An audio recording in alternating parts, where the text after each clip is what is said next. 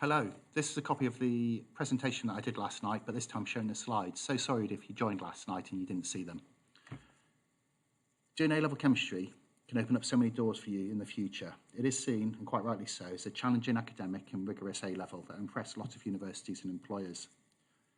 Chemistry helps you develop research, problem-solving and analytical skills. It helps you to challenge ideas and show how you work things out through logical and step-by-step reasoning. Chemistry will make your head hurt, but in a good way.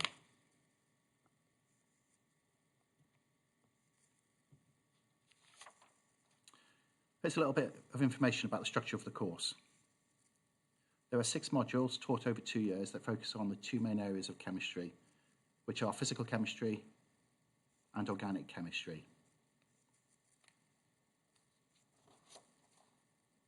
Here's a little more detail of what's in each of the 6 modules. However, I completely understand if you think this looks a little boring. And to be honest, it probably does, as it's hard to be interested in something you've not yet learnt about. However, during the course, we'll look at things like why water's liquid at room temperature and why does ice float. Really, ice should sink, because we know solids are more dense than liquids, generally. So really, ice should sink, but it doesn't, it floats, which means that ice is less dense than water. Why can the third shell hold 18 electrons, not just 8. At GCSE, we tell you it can hold 8 electrons. So we haven't lied to you. The fact that it can hold 18 does mean that it can hold 8. We just are going to expand on that idea a little bit more.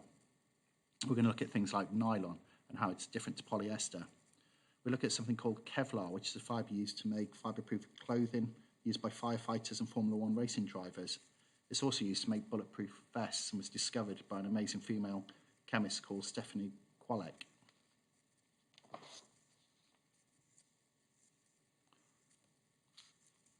Lots of people ask me, is it hard?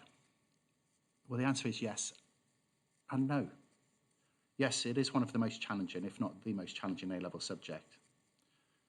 Quite often before a test, I'm often asked if it's a hard test, and my reply is, not if you know the answers. And I know this seems like a little bit of a flippant answer, but it's true. Some people find the test easy, some may find it hard. It's just a matter of how well prepared you are. And the same is true of A-level chemistry. By working hard, keeping on top of things, asking for help when you don't understand, and getting lots and lots of practice, you will be successful. Now, during Year 12, there's normally an exciting opportunity to join a chemistry trip to the University of Bristol School of Chemistry. I say normally, obviously for the last 2 years we haven't been able to run the trip, but I'm really hopeful that we're going to be able to next year.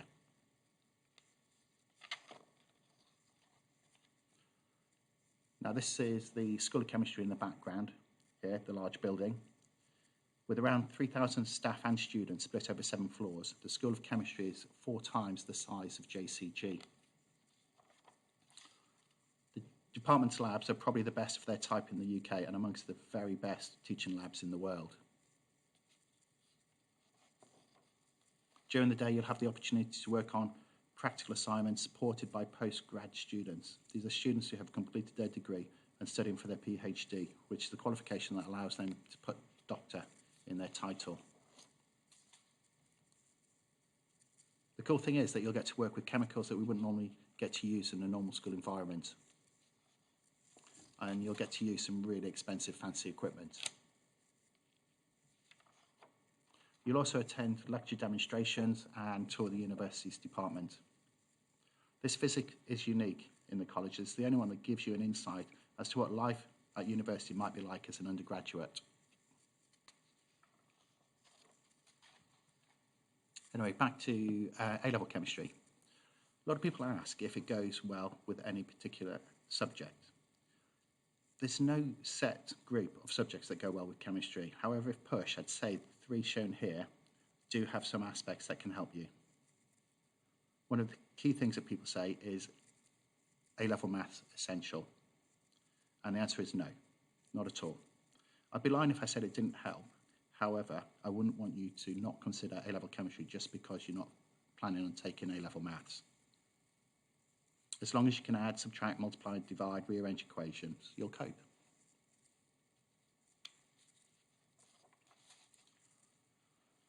Doing A-level chemistry can lead to so many careers. in healthcare, medicine, pharmacy, dentistry, but it's also useful in careers in the biological sciences, pharmacology, and even physiotherapy. Outside the field of science and medicine, chemistry is also taken by many law applicants, and there are many working in the finance sector that have A-levels in chemistry. It's the analysis and problem-solving skills that you develop along the course that are highly sought after by employers. I hesitate in putting this information in, but if I don't, then many people think we're trying to hide something. I'll just leave it a little while for you to look at the results.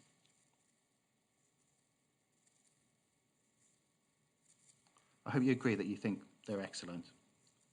Depending on what year you look at, half to two-thirds of students achieve the top grades. The table also shows that chemistry is a popular subject with around two-thirds of the year group studying it. We're very proud of our students' results. Obviously, the last 2 years were based on CAGs, but as the results from 2018 show, they're not unusually high.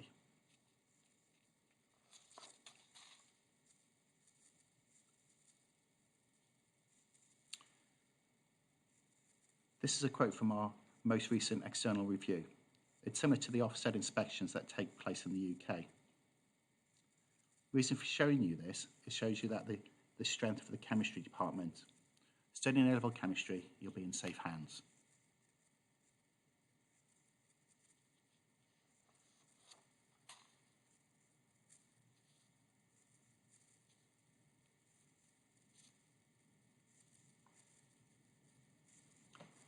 So why study A-level chemistry? We've got lots of things that are listed here.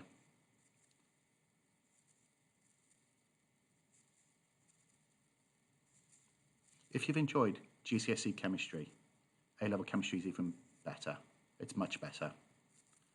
An interesting fact is that there are more female students taking chemistry in the UK than male students. And last year's Nobel Prize in Chemistry went to two female chemists, Emmanuelle Charpentier, I always struggle with the name, and Jennifer Doudna, for developing method of genome editing. There's never been a better time to take your study of chemistry further. During the course, it will be a roller coaster. There's going to be ups and there's going to be downs, but there's lots and lots of support available.